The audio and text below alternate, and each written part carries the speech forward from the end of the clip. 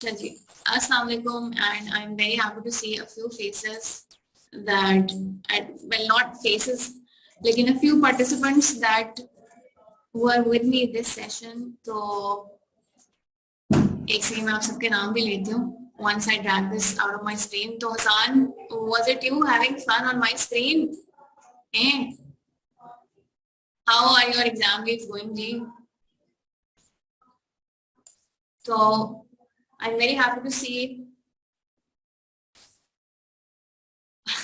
I'm happy to see Usama, Maliha, Hassan and Hamza का नाम भी मैंने देखा था, फिदा, मसूद और उसके अलावा रोमा भी आई थिंक हमारी क्लास में थी इस मरतबा.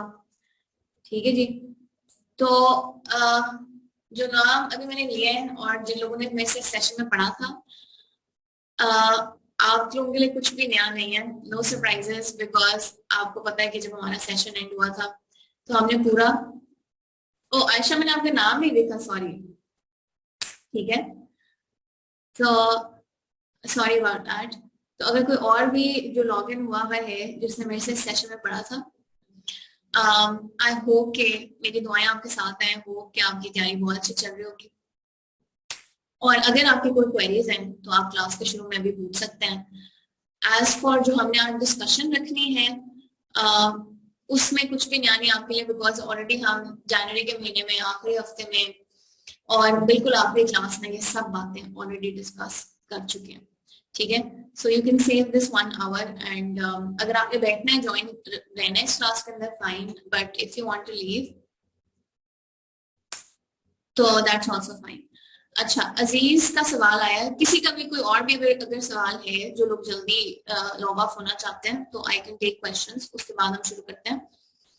अजीज ने पूछा है कि chapter 11 as compare to the old book same है या सिग्निफिकेंटली चेंज हो गया है. तो अजीज, सिग्निफिकेंट चेंजेस है रिलेटेड पार्टी के अंदर.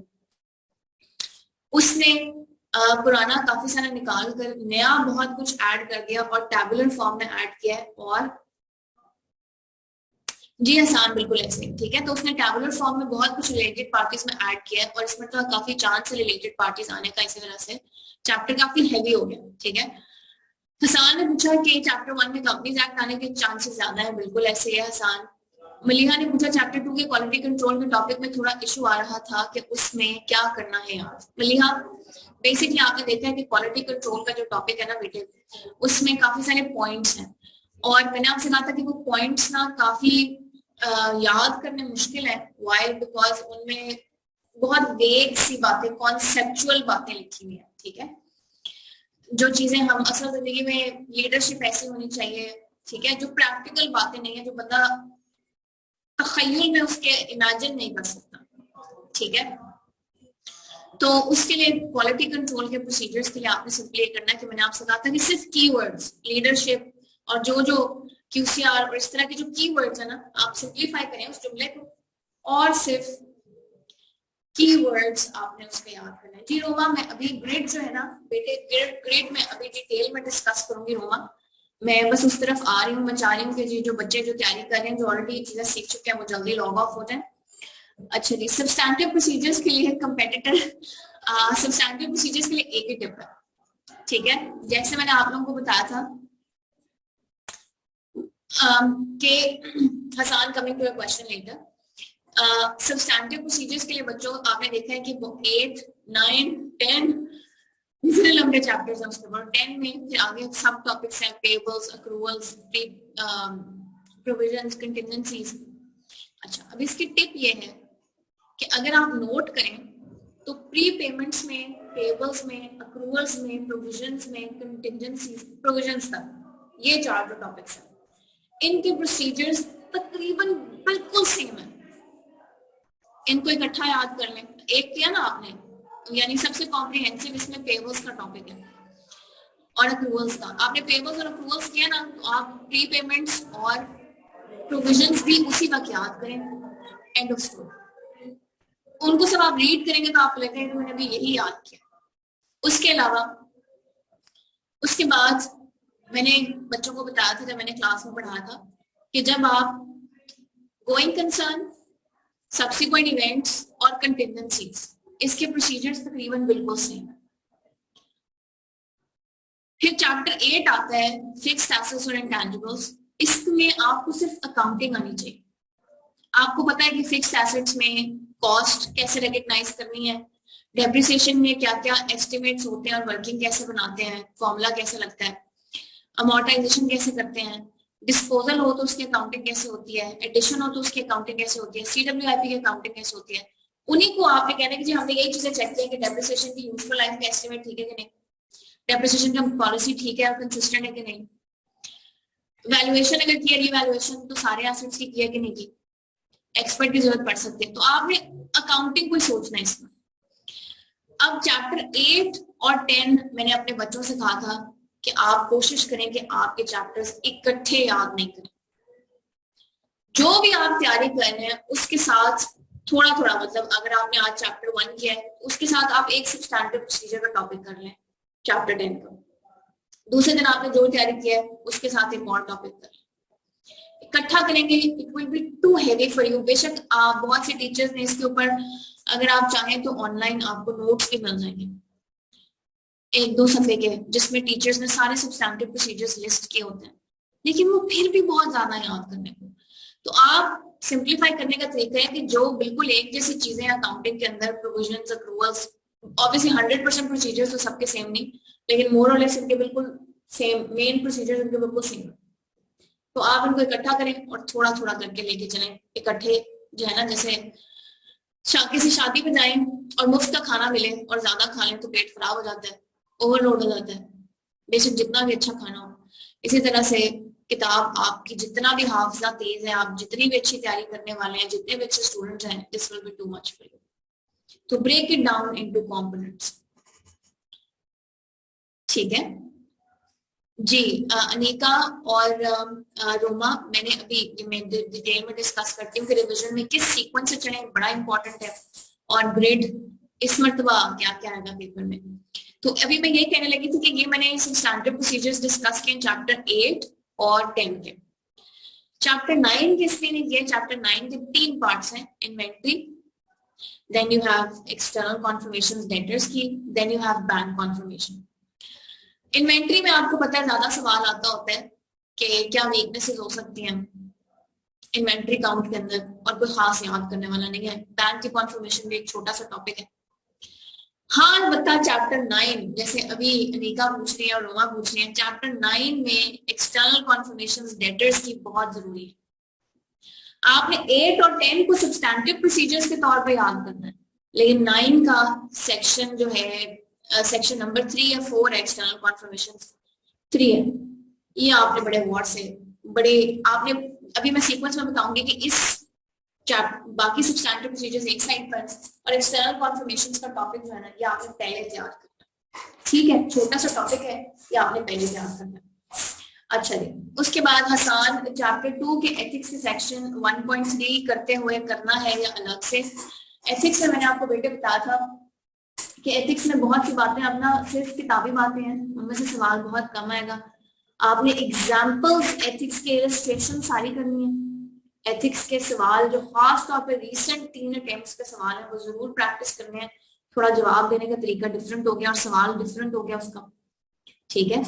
और बाकी आपने एथिक्स में सिर्फ, मैंने जैसे आपको मार्क कराया था कि कॉन्फिडेंशियलिटी का टॉपिक, मैं आज आपको बुक में मार्क भी करा देती हूँ, जैसे मैंने आप लोगों को कट आउट कराया था क्या याद करना है क्या नहीं। तो आपने एथिक्स में कोई खास चीजें याद नहीं करनी, सिर्फ कॉन्फिडेंशियलिटी को थोड़ा सा याद करना है, उसके कुछ पॉइंट्स को दैट्स इट जो पेपर में आते हैं, ठीक है। अच्छा, वफा ने पूछा रिमेनिंग टाइम में केस स्टडीज की प्रैक्टिस के लिए कोई गाइडेंस दे दो। वफा, पहली बात ये बेटे, मैंने, अब हम शुरू हो जाते हैं, मेरे ख्याल से अब ज्यादातर सवाल आपका हो गए होंगे। तो मैंने क्लास के शुरू में जो मेरे से जिस सेशन में जिन बच्चों ने पढ़ा था उनको सिर्फ ये बताना था कि अब कोई खास नई बात नहीं, क्योंकि क्वेरीज है तो आप डिस्कस कर लें, बाकी आपकी मर्जी, आप ज्वाइन रहें या ना रहें। तो जी बाकी सब लोगों को मैं अब सही तरह से वेलकम कर लूँ। अक्सा और अहमद, अब्दुल्ला, अनीका, आरजू, आरजू तो अपनी है, अजीज, बिलाल कंपेटिटर, और मुबीन, बिलाल, दानिश, जुल्करनैन एंड काफी लोग ज्वाइन हो गए। इमरान तुम्हें क्लास है, अरसलान, शाहिद, शाहरुख, वफा, उस्मान, जुजाज एंड जैफा। ठीक है, वेलकम टू द क्लास। अच्छा, तो क्लास के एंड पे भी अगर आपको कोई क्वेरीज हो तो आप, या साथ साथ भी आपके क्वेरीज हो तो आप जरूर मुझे भेजें।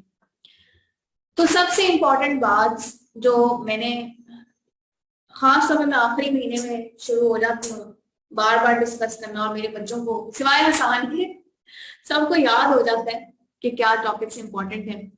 ठीक है, हसान को भी हो जाता है, लेकिन हसान जो है वो मुझे चेक कर रहा होता है कि मुझको भी याद है कि नहीं।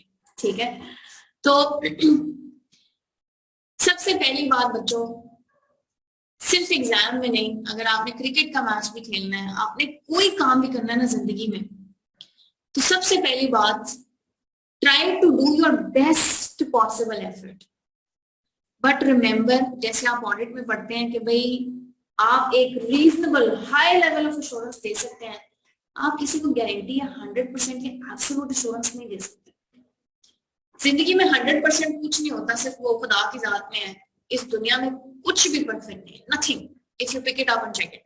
ठीक है, so the first thing is your तैयारी विल नेवर बी परफेक्ट। तभी मैं हमेशा बच्चों से मजाक करती हूँ, ना मेरे साथ हुआ है ना आज तक खुदा ना खास्ता मैंने किसी और के साथ देखा है कि आप पेपर में जाए और बहुत एंथुसियास्टिक हो, मुझे सब कुछ आता है, I will blow the examiner away, 100% paper आता है।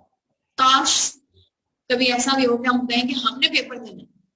कभी ऐसे आपके साथ भी ऐसा हादसा पेश आया कि आपने कहा कि यार ये पेपर तो मुझे दे के रहना। हमेशा हम जितने भी अच्छे स्टूडेंट हो, ठीक है, हम अपने आप को मेंटली घसीट के लेके जाते हैं कि यार अच्छा पेपर है, अभी दिल कर रहा होता है यार घंटा और मिल जाए, घंटा और, ऐसे ही है ना। It's never like that we are very enthusiastic, बड़ी अच्छी तैयारी, आज तो बड़ी उड़ा के रख देना हमने एग्जामिनर को। ठीक है, so first things first, psychologically, ठीक है, साइकोलॉजिकली हमेशा अपने आप को, क्योंकि ये बातें जो मैं बता रही हूँ मैं अपनी क्लास के बच्चों से भी डिस्कस करती हूँ कि ये बातें सी फैप के लिए, और सीए में लॉन्ग टर्म में फेलियर का रेट इसलिए बहुत ज्यादा होता है। क्यों? बच्चे कहते हैं कि हम परफेक्ट तैयारी करके, परफेक्ट, जब हमारा दिल तसल्ली आ जाएगी ना हमें, और याद रखिए सी फैप में वो तसल्ली कभी नहीं आती, दिस टू मच सिलेबस। अभी कैफ में तो आप बड़े आराम से काफी अच्छी तैयारी कर सकते हैं। तो पहली बात है कि सिलेक्टिव स्टडी नहीं करनी। मैं आपको जो अगली बात बताने लगी उसका मकसद ये नहीं कि आपने सिलेक्टिव स्टडी करनी है, लेकिन ये बात याद रखें कि अगर आपने क्रिकेट का मैच खेलना है या आपने जिंदगी में कोई भी काम करना है, अम्मी को कोई काम करके देना है, अब्बू ने कोई काम कहा है, अपना कोई काम करना है, कोशिश करें कि आप सबसे बेस्ट पॉसिबल तरीके से काम करें। लेकिन ये बात याद रखें, और ये आपने ऑडिट में भी पढ़ा है, कि भाई हम ऑडिट में हर चीज पे एक जितना टाइम और एक जितना काम नहीं करते, जरूरत ही नहीं है। जिन चीजों में रिस्क है, जिन चीजों में कोई मसला है, जो चीजें इंपॉर्टेंट है, उनको ज्यादा फोकस, ज्यादा टाइम देते हैं। और जिन चीजों में हमें पता है रिस्क नहीं है या हमें काफी तसल्ली है चीजें ठीक होंगी, इनमें कोई खास चेंज नहीं होता, कि ये मटीरियल ही नहीं है, शेयर होल्डर के लिए इंपॉर्टेंट ही नहीं है, हम उन पे काम जरूर करते हैं लेकिन कम। तो that is the exact same strategy for your exam preparation. मुझे हमेशा रिपीट करना पड़ता है, आप में से कुछ लोगों के, कुछ ज्यादातर बच्चों के लिए बहुत ऑब्वियस होता है, लेकिन अभी भी इस सेशन में भी मेरे कुछ ऐसे बच्चे थे जो कहते थे कि मिस हम सीक्वेंस में चैप्टर्स याद करते हैं 1 2 3 4 5 6 7 8 9 10, और एक बच्चे ने तो कहा मैं तो पेपर भी सीक्वेंस में सॉल्व करता हूँ, अगर 1 के बाद 2 मुश्किल लगे तो 2 छोड़ के फिर 3 शुरू कर देता हूँ, फिर दोबारा 2 पे आता हूँ। Very very bad strategy. ठीक है, तो the first thing for all exams और anything in your life is, आप ये देखें कि सबसे इंपॉर्टेंट एग्जामिनर की रिक्वायरमेंट्स क्या है, उसका फोकस क्या है, सबसे ज्यादा रिस्क क्या है कि सवाल कहां से आएगा। जहां से सवाल आने का और ज्यादा नंबर आने का रिस्क है, आपने काम भी उस पर ज्यादा करना है। Again I am not saying we have to study selectively, I am just saying कि जैसे ऑडिट में हम काम सब चीजों पर करते हैं, लेकिन एग्जाम में तो फिर अब हमें पता कैसे चलेगा कि जी कहाँ पे रिस्क ज्यादा है, वो अभी हम डिस्कस करते हैं। और जैसे अभी सवाल पूछा था,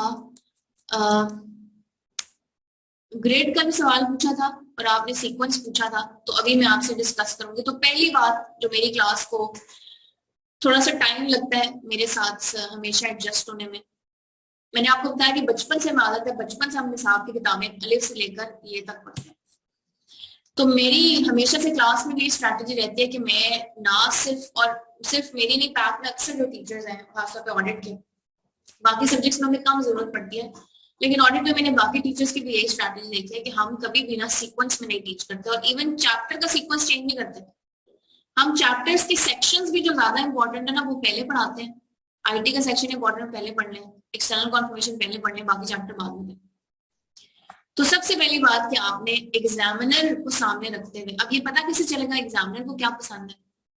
तो इस क्लास के एंड पर ना, इस सेशन के एंड पे व्हाट्सएप के ग्रुप में मैंने भी बच्चों के साथ शेयर किया कि कौन कौन सा हमने पास पेपर्स मार्क किए, कि कौन कौन सा टॉपिक कौन से पेपर का है।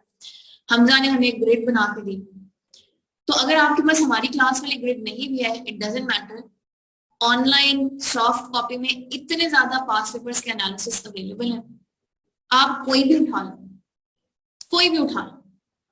बात परफेक्शन की नहीं है, बात सिर्फ ये कि आपको रफ आइडिया मिल जाए, और जो मैं बातें भी करूंगी आपके कंफर्म हो जाए, और जो आपने कहा प्रैक्टिस कैसे करनी है जितने दिन रह गए हैं, वो प्रैक्टिस बड़ी अच्छी हो जाए आपकी। ठीक है, तो मैंने आपको बताया कि कोई चीज परफेक्ट नहीं, कोई एनालिसिस में परफेक्ट नहीं है, आप कोई भी उठा लें सॉफ्ट कॉपी। ये हासिल करने के बाद आपने सिंपली क्या करना है, बच्चे कहते हैं जी कितनी प्रैक्टिस करें तो काफी है, कुछ लोगों को तसल्ली नहीं होती जी। मैं अजीज अभी ग्रिड को भी डिस्कस करूंगी बेटे, ये मैंने ना ICAP का सिलेबस खोला है, तो मैं अभी ग्रिड को भी डिस्कस करती हूँ। तो मैं ये सामने खोल लेती हूँ सो दैट आपको भी तसल्ली रहे और मुझे भी, मैं भी दोबारा इसका आती हूँ। ठीक है, तो सबसे पहली बात ये कि प्रैक्टिस कितनी करें तो दैट्स इनफ। कुछ बच्चों को नहीं तसल्ली हो रही थी, हमने और सवाल करने, और सवाल याद रखें। ऑडिट में जैसे आपने पढ़ा कि क्वांटिटी ऑफ एविडेंस मैटर नहीं करता। मैं हाइड कर देती हूँ पार्टिसिपेंट्स को, thank you for reminding me. आज मेरी स्क्रीन पर ना ये थोड़ा सा मूव करने में मुझे शो हो रहा है, तो I will hide the participants for now so that my screen is more readable for you. अच्छा जी, तो पहली बात ये, चैट वाली भी बंद कर दूं, फिर अगर मैंने चैट वाली बंद कर दी ना तो I will not be able to answer your queries. मैं चैट वाली साइड पे कर देती हूँ so that you can see me. तो आपने मुझे पहले बताना था मिस चीजें नजर नहीं आ रही, मिस जो है ना वो जोश और वलवले में शी फॉरगॉट कि आपको चीजें नजर नहीं आ रही। आई वाज अज्यूमिंग कि मैंने साइड पे की है जैसे यूजुअली होती है। अच्छा, तो जी द फर्स्ट थिंग इज कितने प्रैक्टिस इज इनफ, और कहाँ से प्रैक्टिस करें। क्वांटिटी मैटर नहीं करती, 100 सवाल एक टॉपिक के। जी शाहरुख, मैं भी शेयर कर देती हूँ एनालिसिस। आप सब लोग, मैं मिस मारिया के साथ शेयर, मिस फरा के साथ शेयर कर देती हूँ जिन्होंने आपको इस ग्रुप में ज्वाइन करने की इनविटेशन भेजी है, बिकॉज उनके पास आप सबके आईडीज होंगे, फोन नंबर्स होंगे।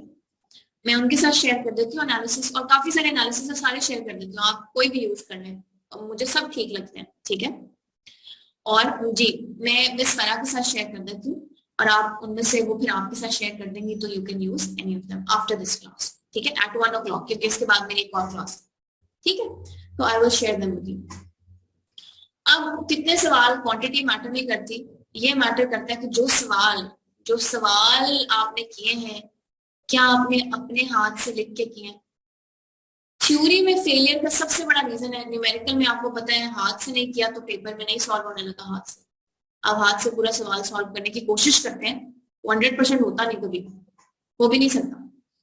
ठीक है, इससे सिवाय बहुत आसान सवाल होंगे। तो थ्योरेटिकल में भी कभी आपका आइडेंटिकल आंसर नहीं निकलेगा एग्जामिनर के साथ। आपने ये देखना है 80%, 75 to 80% आंसर आपका मैच करना चाहिए जो कीवर्ड्स है। 100% अंग्रेजी कभी नहीं मैच होगी, रट्टा हम नहीं लगा सकते, ना लगाना है, नो।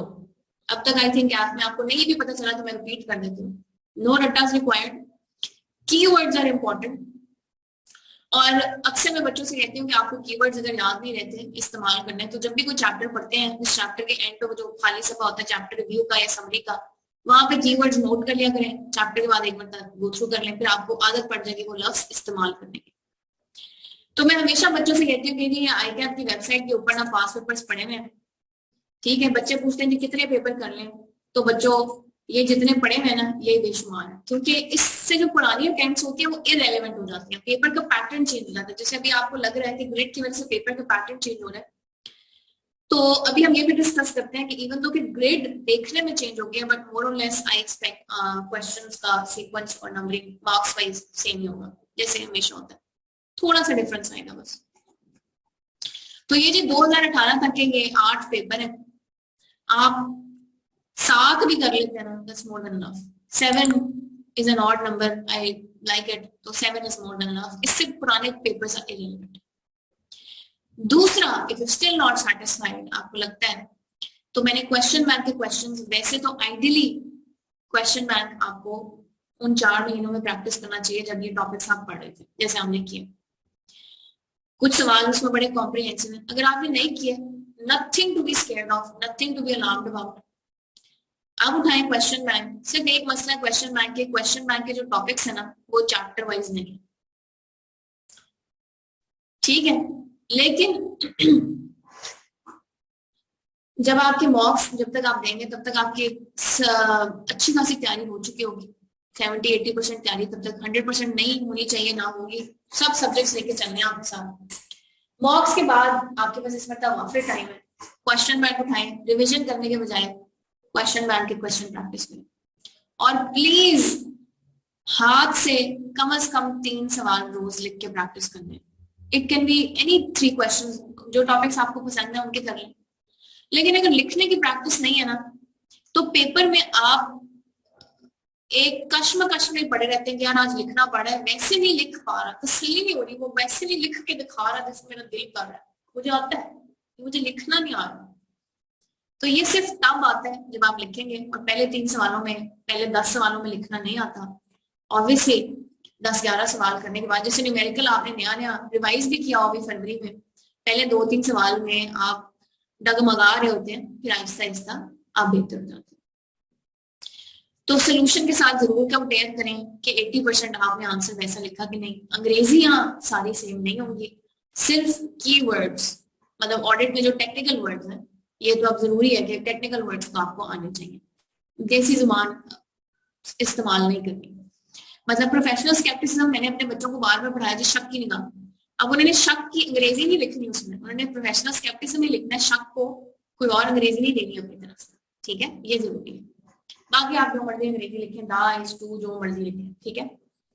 अच्छा जी, तो ये हमने डिस्कस कर लिया, examiner is our prime focus, उसको खुश करना है, उसका मुकाबला करना है, तो उसके लिए जरूरी है कि आप उन्हीं टॉपिक्स को लेकर चलें, ठीक है, जो उसके फेवरेट है। अब ये एक सवाल जो हमेशा आता है, फेब के महीने में डेली कितने आवर्स ऑडिट स्टडी करें? Anika, this will vary from person to person, it depends. कुछ लोग मेरे जैसे निखट्टू होते हैं, उनको रटे याद करने के लिए किताबें पाते हैं, बड़ा टाइम चाहिए होता है। कुछ लोग कंसेप्चुअल होते हैं, वो जल्दी पिक कर लेते हैं, जल्दी याद कर लेते हैं। फिर ये मैटर करता है आपके पेपर्स आप कितने अटेम्प्ट करें। इस मतलब कुछ ऐसे स्टूडेंट्स भी थे मेरे जो 4 पेपर्स दे रहे हैं, उनके पास ऑब्वियसली कम टाइम है, कोई एक दे रहा है उसके पास वापस टाइम है, जितनी मर्जी तैयारी करें ऑडिट की। तो नंबर ऑफ आवर्स मैटर नहीं करते, क्वांटिटी नहीं मैटर करती, आप कंपेयर नहीं कर सकते। जो अब वैसे वो बच्चे भी तो है ना जैसे एक पेपर दे रहे हैं ऑडिट का, लेकिन जरूरी नहीं उनकी तैयारी आपसे अच्छी हो, ठीक है। तो ये आपकी, सिर्फ आपने इतना जरूर प्लान करना है कि भाई मॉक्स तक या 20th या 25th तक मेरी डेडलाइन है, तब तक मैं मैक्सिमम सिलेबस कर चुकी हूँ, ठीक है। कम से कम 80-90%, 80% सिलेबस भी आप कवर कर चुकी हो, और बाकी आप फिर एक मॉक दे दें या खुद से 3.25 घंटे बैठ के पेपर दे लें, ठीक है। अच्छा, ये सवाल अभी पहले भी आया, हसान अरशद, अब हम दोबारा डिस्कस कर लेते हैं। हसान ने पूछा सब्सटैंटिव प्रोसीजर्स और इंटरनल कंट्रोल्स को कैसे कोप करें। तो अगेन मैं आपसे ये डिस्कस करी हूँ कि सब्सटैंटिव प्रोसीजर्स की भी समरी अवेलेबल है, मैं वो भी शेयर कर देती हूँ। समरी भी बहुत ज्यादा है, क्योंकि समरी में इतने सारे प्रोसीजर्स हैं कि वो मिक्सअप हो सकते हैं। तो मैंने आपको भी बताया कि चैप्टर 8 में आपको अकाउंटिंग अच्छी आनी चाहिए, फिक्स्ड एसेट्स और इंटैंजिबल्स की, जो उसकी अकाउंटिंग है वही आपने चेक करनी चीजें, ठीक है। आपने सोचना डेप्रिसिएशन की अकाउंटिंग में क्या क्या चीजें इन्वॉल्व होती हैं सवाल में, डिस्पोजल जब करते हैं तो कैसे कैलकुलेशन करते हैं, क्या वैल्यूज होती हैं, एडिशंस जब होती हैं तो क्या वैल्यूज होती हैं, कॉस्ट रिकॉर्ड करते हुए क्या गलतियां नहीं होनी चाहिए फिक्स्ड एसेट्स की, वही आपने सब्सटैंटिव प्रोसीजर्स में। फिर अगेन मैं रिपीट कर दूं, कुछ सब्सटैंटिव प्रोसीजर्स बिल्कुल सेम है। फॉर एग्जांपल चैप्टर 10 के एक तो सारे इकट्ठे करने की कोशिश ना करें। जैसे मैं अगर आपको समरी शेयर करती हूँ ना, तो आप कहिए आज मैंने सिर्फ पहले 2 याद करने, कल मैंने अगले 2, उससे अगले दिन मैंने अगले 2, सारे इकट्ठे। चैप्टर 10 इकट्ठा नहीं याद करना, जुल्म है अपने साथ, ठीक है। फिर बहुत अच्छा सवाल है कि चैप्टर 6 भी कोई खाला जी का घर नहीं है, इंटरनल कंट्रोल्स।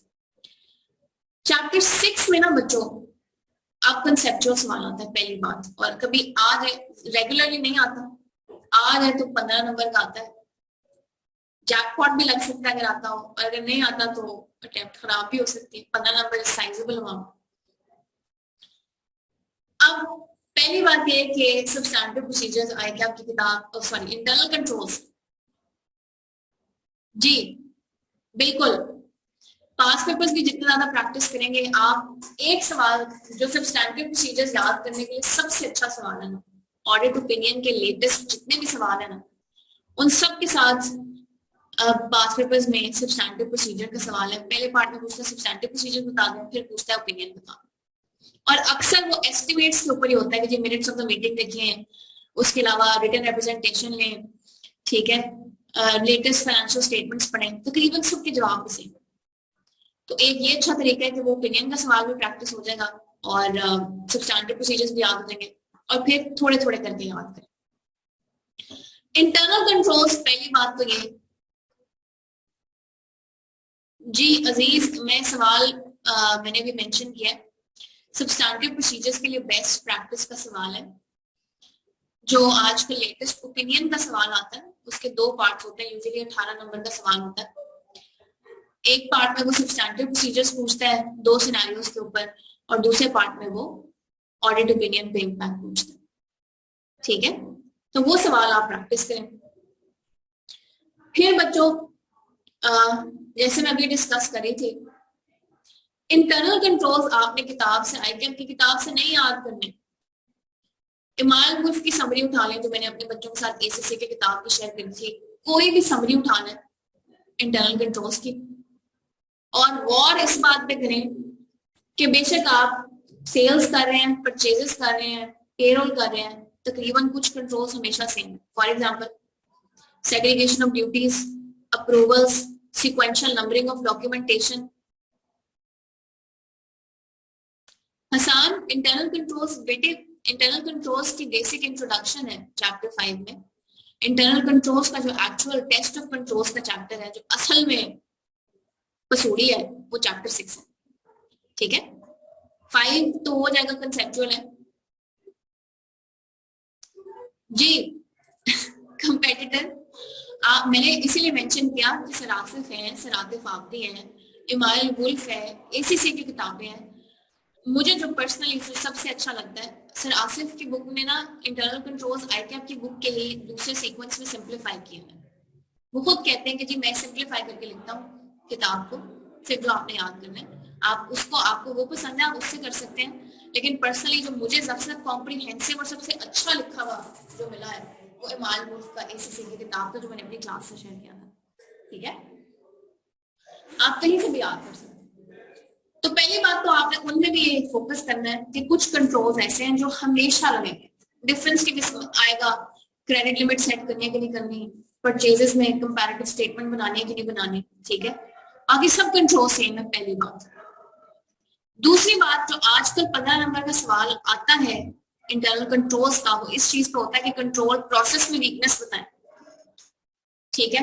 तो आप सबसे बेस्ट तैयारी का तरीका ये है, 2 परचेजेस के सवाल हैं पास पेपर्स में, ये इन 8 अटेम्प्ट्स में, एक सेल्स का सवाल है, वो प्रैक्टिस करें। सबसे बेस्ट चीज याद, मैंने अपनी क्लास को ऐसे करा था, हमने वो चैप्टर आईकेएम से नहीं पढ़ा, हमने समरी छोटी सी बस डिस्कस करते थे, उसके बाद सीधा सवाल पे आ जाते थे।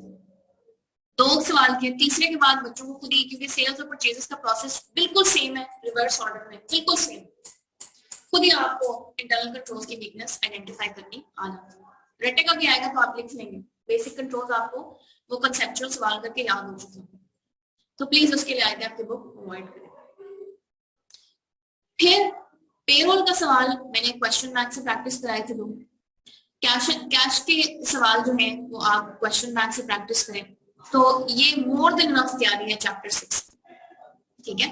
चैप्टर 6 में याद करने पे नहीं, प्रैक्टिस करने पे, वीकनेसेस आइडेंटिफाई करके लिखने में आपने अपनी जी रिस्क असेसमेंट भी मैं भी गाइड करती हूँ आसान। अब हम जो सबसे बड़ा सवाल है कि ग्रिड की तरफ आना है लास्ट 15 मिनट में, और इसमें हम रिस्क असेसमेंट भी डिस्कस करते हैं। तो बच्चों पहली बात है कि कुछ सवाल ऐसे हैं ग्रिड के अंदर जिनके लिए आपको कोई भी तैयारी करने की जरूरत नहीं, आप धड़ाधड़ सवाल प्रैक्टिस करें, चैप्टर बेशक याद किए कि नहीं। फॉर एग्जाम्पल चैप्टर 13 एथिक्स, ठीक है। एथिक्स में आपको पता है कि आपको थ्रेड्स के नाम आने चाहिए, और मैंने हमेशा बच्चों से कहा है, ये मैंने ग्रिड खोली, पहले मैं ग्रिड खोलूं और मैं जरा पेन से, बल्कि मेरे लैपटॉप पे डाउनलोडेड भी है, मैंने लास्ट क्लास में जो आप लोगों को ग्रिड दिखाई थी, मैं जरा वही ग्रिड खोल कर ना आपको लिख के उसके ऊपर बता दूं कि अब उस ग्रिड के अंदर कौन कौन से टॉपिक्स आपके लिए रेलेवेंट है। आज मेरे लैपटॉप का स्टाइलस जो है ना बहुत ही अंदर चला गया, फोन का स्टाइलस निकाल लेते हैं। अच्छा जी, तो कुछ सवाल लाइक आई मेंशन बहुत इंपॉर्टेंट है, पेपर में जरूर आएंगे, और उनके लिए आप जीरो तैयारी, you don't need to even look at the book for that. और उसके लिए मैं बुक भी जरा खोलूं आपके सामने, कौन से वो टॉपिक्स हैं मैं आपको मार्क करा दूं।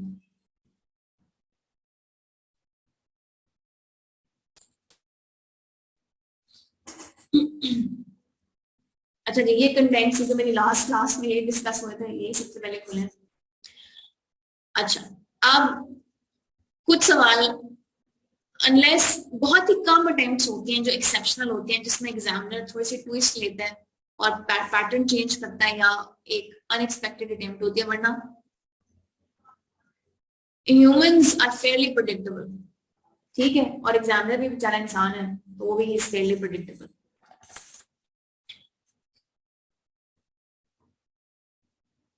हसान, मैं भी इसकी तरफ आती हूँ आपके दूसरे सवाल पर, पहले सवाल पे।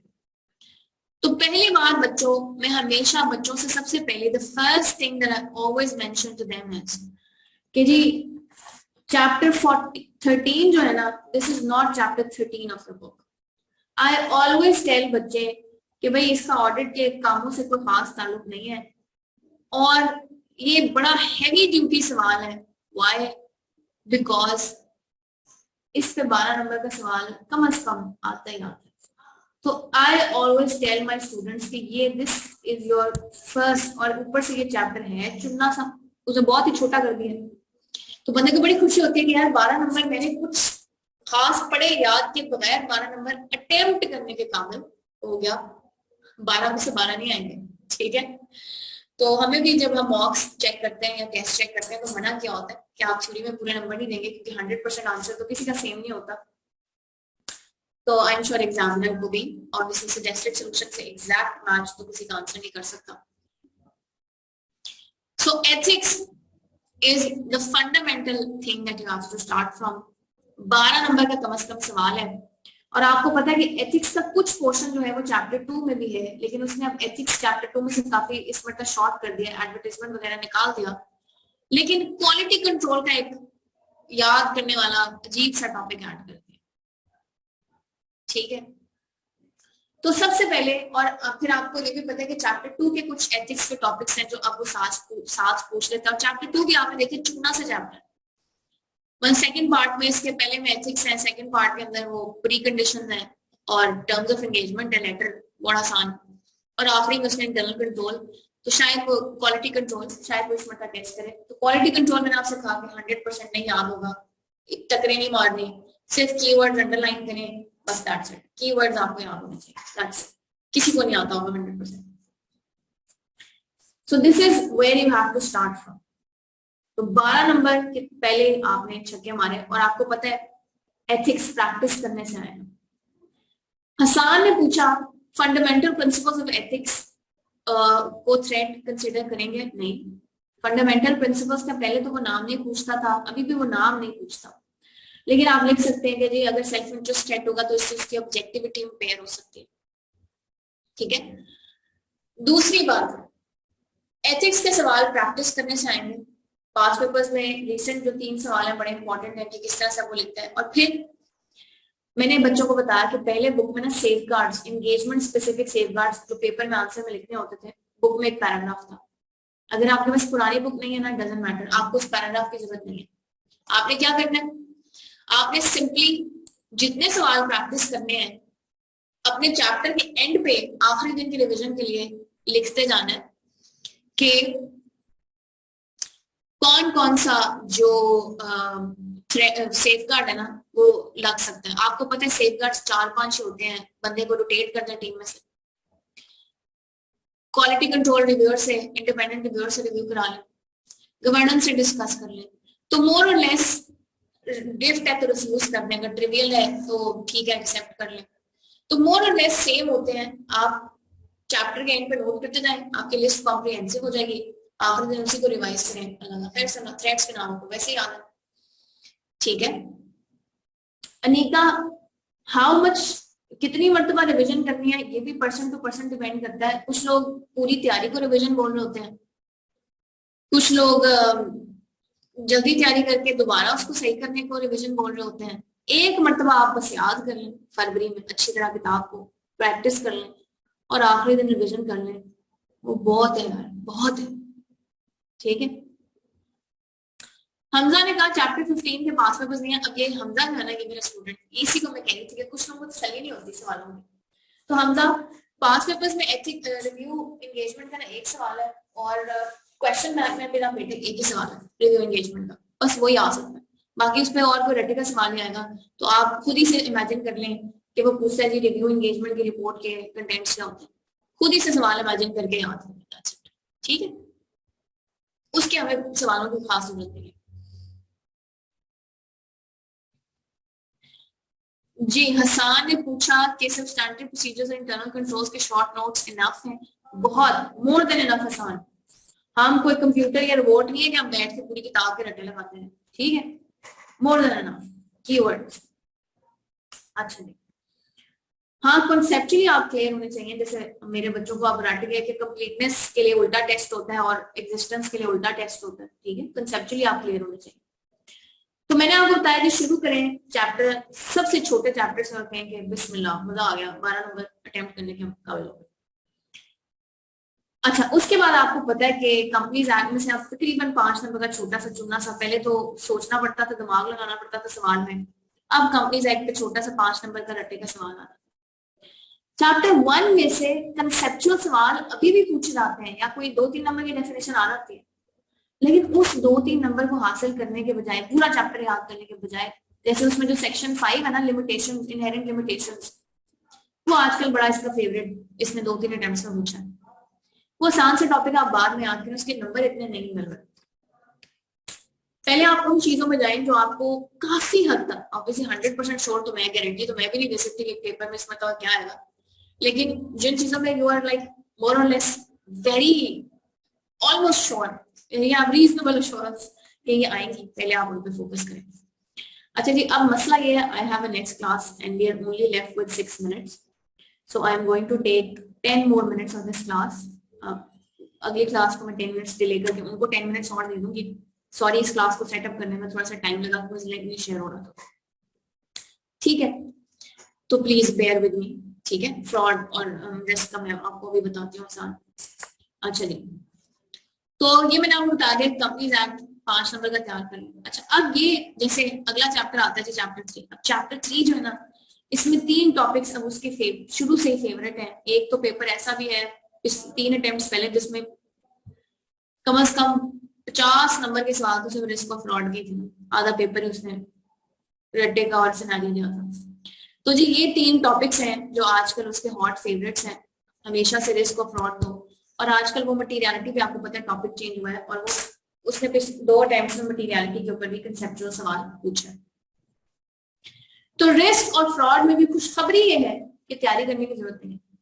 रिस्क को आपको पता है कि वो डेफिनेशंस नहीं पूछता है, इनहेरेंट रिस्क क्या होता है, डिटेक्शन रिस्क क्या होता है, वो सवाल देता है, पता है ऑडिट रिस्क क्या है इसमें, या एनालिटिकल प्रोसीजर्स इसके साथ मिक्स कर देता है। और एनालिटिकल प्रोसीजर्स आप चैप्टर 7 से ना करें, वो सिर्फ आपको फाइनेंशियल स्टेटमेंट्स के एक्सट्रैक्ट्स देगा या एक डब्बे में खुद ही से रेशियोज कैलकुलेट करके देगा, कहेगा जी रिस्क बताना। सवाल प्रैक्टिस करें, खुद ही रिस्क लिखने आ जाए, एंड ऑफ स्टोरी।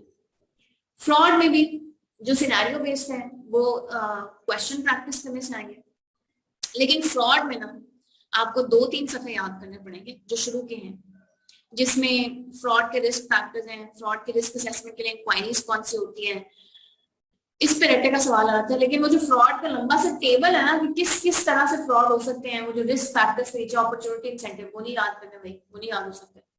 पढ़ भी लेना एक मरतबा तो सफे के आखिर तक सब कुछ भूला होता है, कुछ समझ नहीं आ रहा होता, गिचमिच होता है, वो टेबल्स नहीं करने। लेकिन फ्रॉड के जो पॉइंट वाइज मैनेजमेंट कंट्रोल्स को कैसे ओवरराइड करती है, और मैनेजमेंट कंट्रोल्स को जो ओवरराइड करने से पहले एक पैराग्राफ है ना, वो बड़ा जरूरी है। उस पर अक्सर सवाल आता है कि वो जो लिखा हुआ ना उसने अंग्रेजी में, nevertheless the risk that management can override controls is always present in all entities. और अब उसने एक नया पैराग्राफ इससे पहले ऐड किया कि रेवेन्यू में हमेशा सिग्निफिकेंट फ्रॉड का रिस्क होता है, रिबटेबल प्रिजम्पशन है। ये 2 पैराग्राफ्स बड़े इंपॉर्टेंट है, कभी कभी सिर्फ इन पैराग्राफ्स पे सवाल आ जाता है।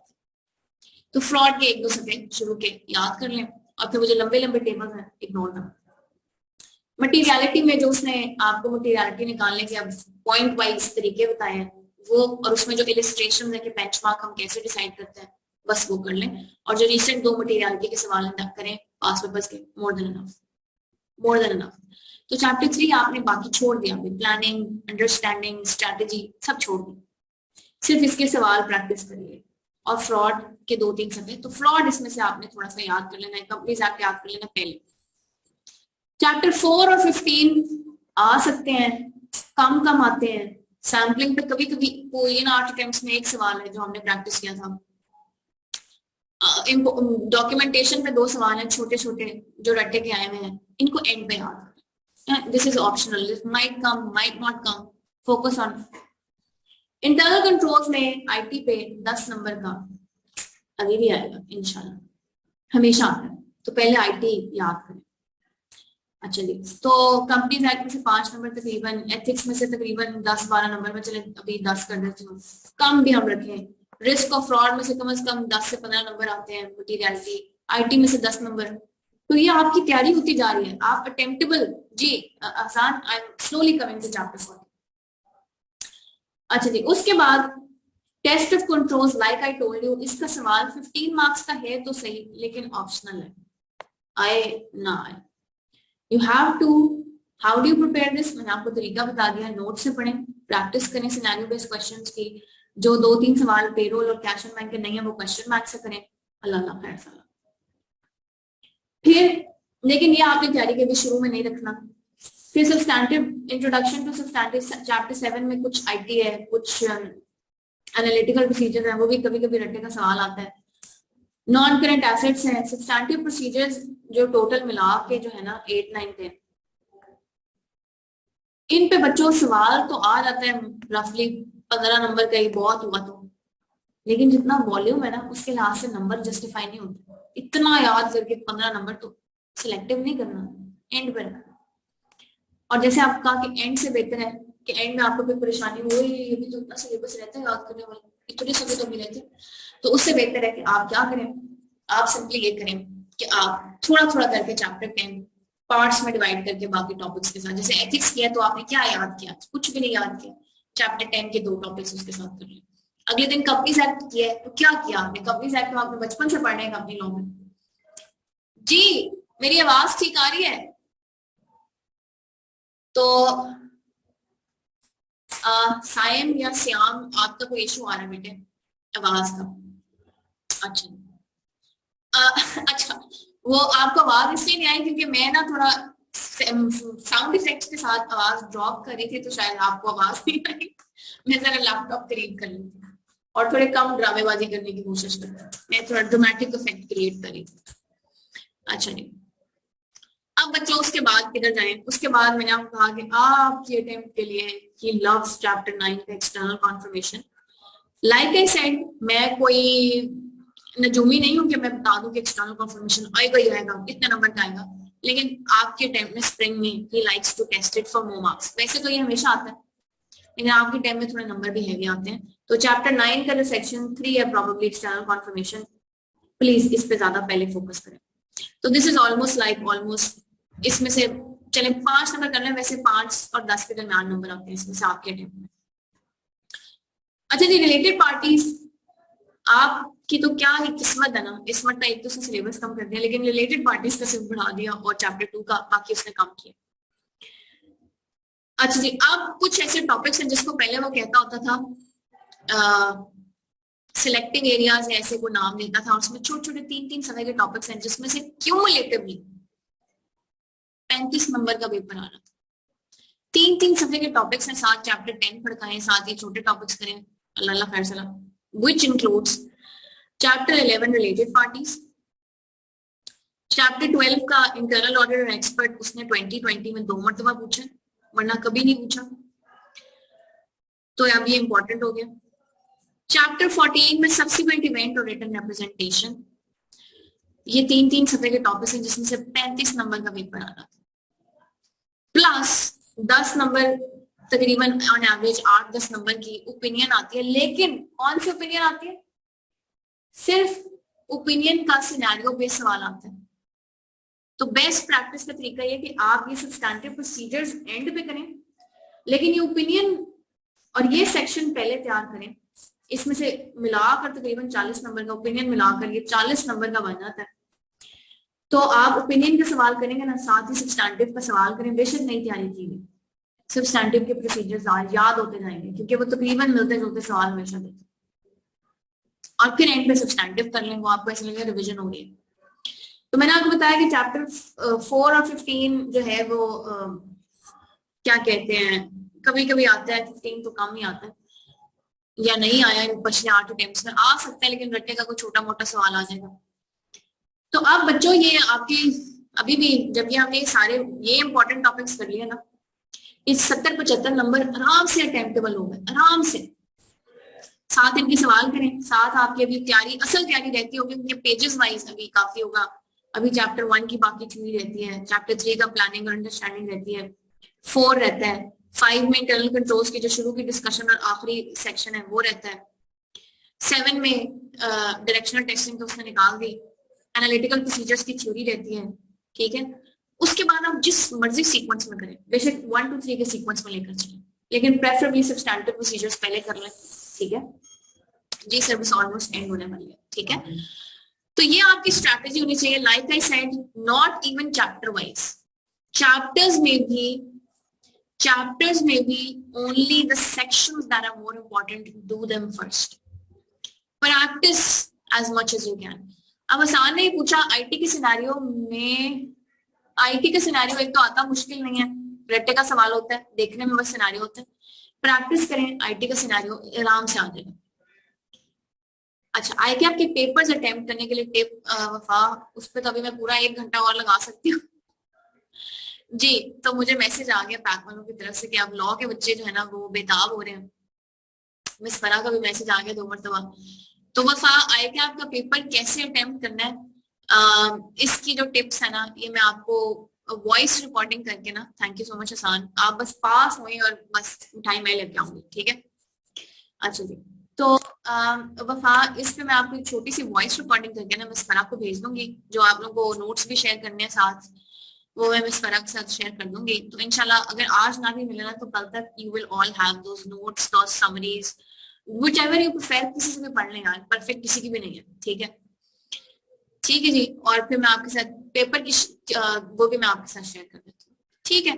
चलेंगे, thank you so much, best of luck, और आप लोगों को भी अल्लाह में ब्लेस करे और अल्लाह करे आप सब पास हो। ये अटेम्प्ट मैं कह रही हूँ, मैं आप लोगों को भी कह दूं, सबसे बेस्ट अटेम्प्ट टू पास। छुट्टियां बहुत ज्यादा, पेपर का पैटर्न ज्यादा, आई एक्सपेक्ट ज्यादा आसान पेपर आएंगे, लेकिन ऑब्वियसली मार्किंग स्ट्रिक्ट होगी इसमें, तो ठीक है। लेकिन स्टूडेंट के लिए ये this is like the best attempt to pass, ठीक है।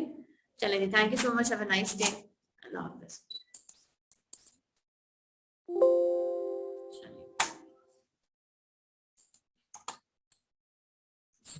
आज सर आप दूसरी क्लास में आना।